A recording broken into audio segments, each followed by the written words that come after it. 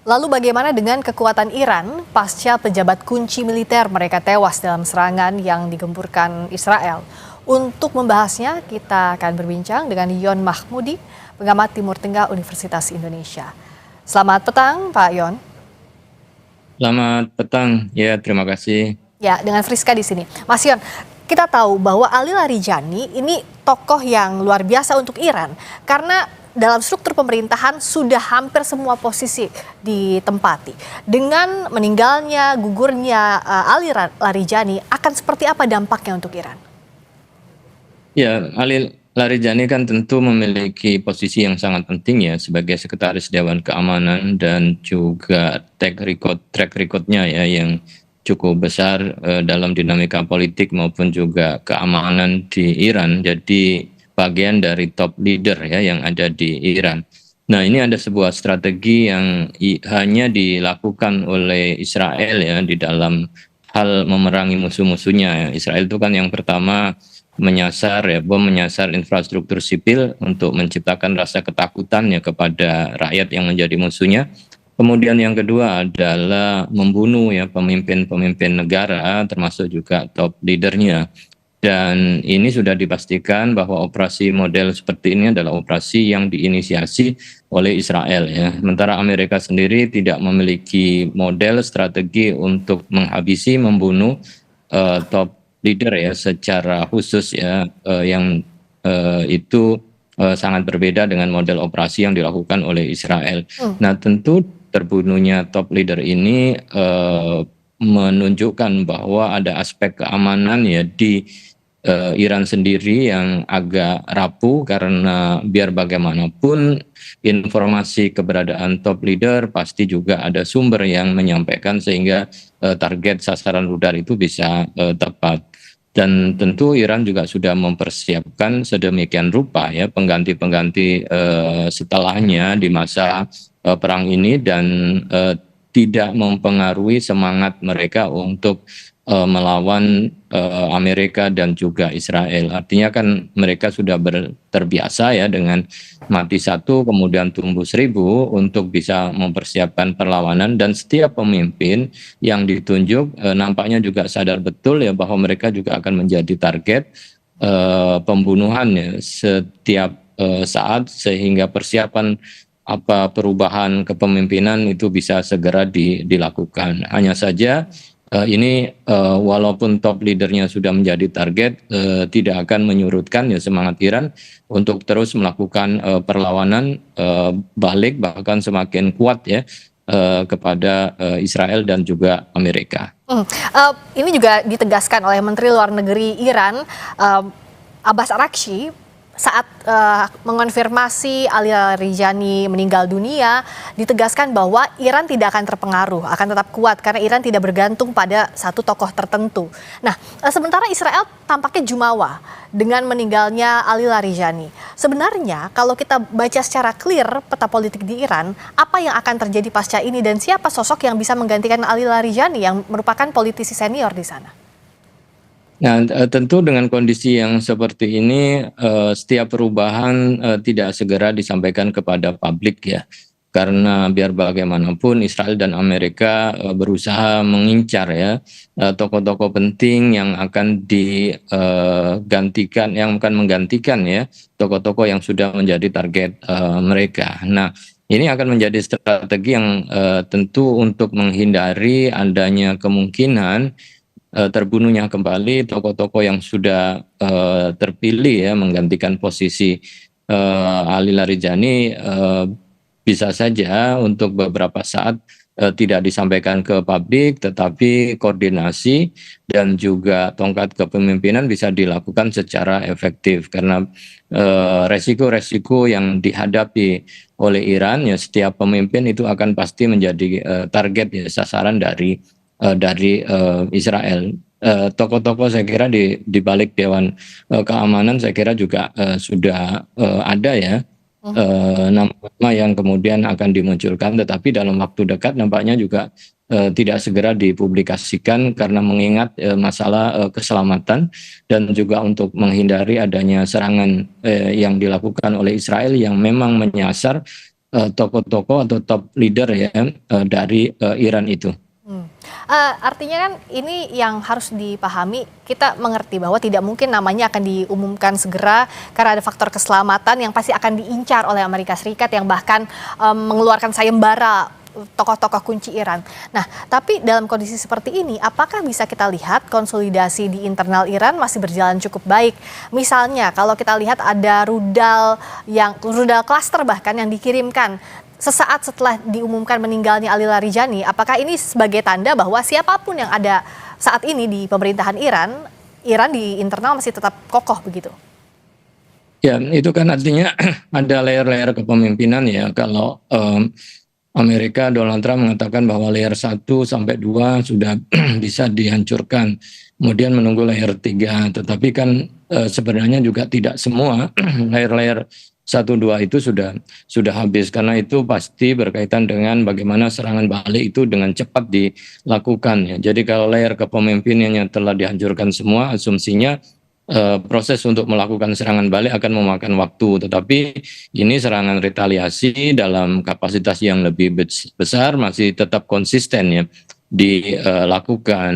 Nah, dari situ bisa kita pahami bahwa kepemimpinan itu dilakukan secara berlapis-lapis ya. Jadi ketika lapisan tertentu itu terbunuh dan mereka juga sudah menyadari akan ancaman dari musuh, maka lapisan berikutnya segera menggantikan. Sehingga instruksi komando untuk ya meminta melakukan serangan itu tetap bisa dilakukan, yang menandakan bahwa sebenarnya di dalam kepemimpinan di Iran itu tidak tergoyahkan ya dengan terbunuhnya ya beberapa pemimpin-pemimpin mereka. Ya, ini juga menarik karena kalau dibandingkan dengan negara kawasan lainnya, saat pemimpin tertingginya terbunuh, otomatis akan goyang pemerintahan. Tapi tampaknya kewalahan AS dan Israel melawan Iran.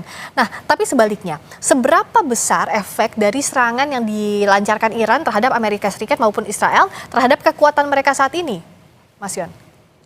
Ya, ini kan yang tidak diantisipasi ya oleh Amerika dan juga Israel, yang merasa yakin ya bahwa dengan dieliminasi top leadernya, kemudian fasilitas-fasilitas militernya ya juga dihancurkan, maka Iran akan segera menyerah secara total ya, dan kemudian rakyatnya akan mengambil alih, mengganti rezim yang ada. Justru sebaliknya kemudian perlawanan menjadi semakin kuat, strateginya mulai berubah, yang awalnya hanya fokus dengan militer ya kemudian mulai beralih kepada menyerang fasilitas strategis ekonomi ya, termasuk dengan menutup Selat Hormuz ya. Ini kan sebuah strategi yang agak sulit ya dan tidak diantisipasi oleh Amerika ya. Pada satu sisi mereka gagal untuk mengeliminasi dan memberhentikan ya struktur kepemimpinan dengan cara membunuh pemimpin-pemimpin mereka. Dalam satu sisi justru sebaliknya mereka semakin kuat dengan strategi-strategi baru yang itu menjadi semacam kejutan-kejutan yang mengkhawatirkan bahkan mencemaskan Israel dan Amerika. Amerika sendiri kan merasa semakin terjepit sebenarnya, kekuatan untuk melakukan penyerangan dan pengeboman kan semakin kendur sebenarnya, karena meminta dukungan dari negara-negara NATO, kemudian sekutu-sekutu lama, tetapi nampaknya tidak mendapatkan respon yang positif. Dan sementara di dalam negeri sendiri juga Amerika mendapatkan penentangan ya tentang rencana perang ini. Nah, pada satu sisi sebenarnya legitimasi ya perang yang Amerika yang disebut dengan illegal war ya, perang yang tidak legal itu mendapatkan penentangan. Pada satu sisi mereka tidak bisa membuktikan bahwa Iran benar-benar telah dilumpuhkan dan dihancurkan, tapi sebaliknya masih terus melakukan serangan-serangan baik kepada pangkal militer Amerika maupun juga ke wilayah Israel. Nah, dengan juga kalau kita lihat dinamikanya tidak hanya pemimpin top leadersnya Iran yang meninggal dunia, mulai dari pemimpin tertinggi Ayatollah Ali Khamenei, lalu juga Ali Larijani, bagaimana juga membaca pejabat AS lah yang mundur dengan adanya perang ini. Pejabat keamanan AS, yakni pejabat keamanan AS mundur, seberapa memukulnya ini untuk Amerika Serikat?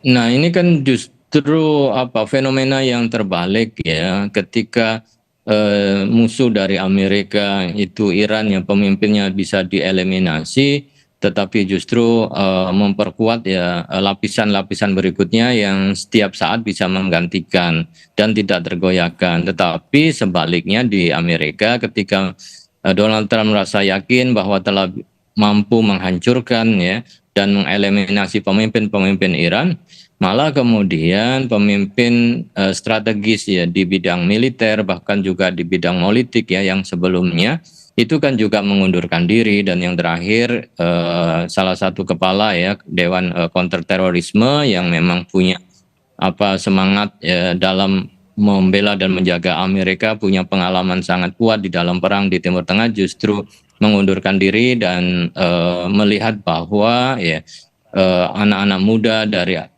orang-orang Amerika, rakyat Amerika itu tidak ya boleh kemudian dikirimkan untuk berperang atas nama yang dilakukan oleh Trump dan juga Israel. Ini kan saya kira pukulan telak juga ya terhadap Amerika yang dipimpin oleh Donald Trump ketika beberapa figur-figur penting justru mengundurkan diri dan menolak perang ya.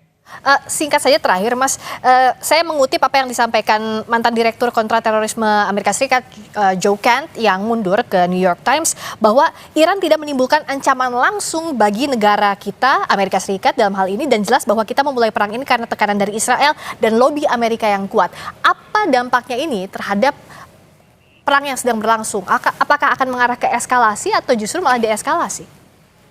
Nah, ini artinya bahwa mulai timbul ya kesadaran di kalangan elit di Amerika bahwa perang ini adalah bukan untuk Amerika, tetapi lebih dominasi kepentingan oleh Israel, dan Israel memanfaatkan Donald Trump. Nah, strategi-strategi yang dilakukan oleh Israel saya kira akan mendominasi ya perang ini, dan itu bukan berasal dari kebiasaan Amerika di dalam perang, termasuk membunuh pemimpin negara, kemudian mengeliminasi pemimpin-pemimpin yang terlibat dalam negosiasi dan sebagainya. Saya kira kondisi Amerika di dalam semakin rapuh karena pendukungnya semakin berkurang, termasuk juga beberapa pemimpin utamanya juga tidak mendukung perang yang dianggap ilegal ini. Dan apakah tensinya akan semakin memanas pasca ini?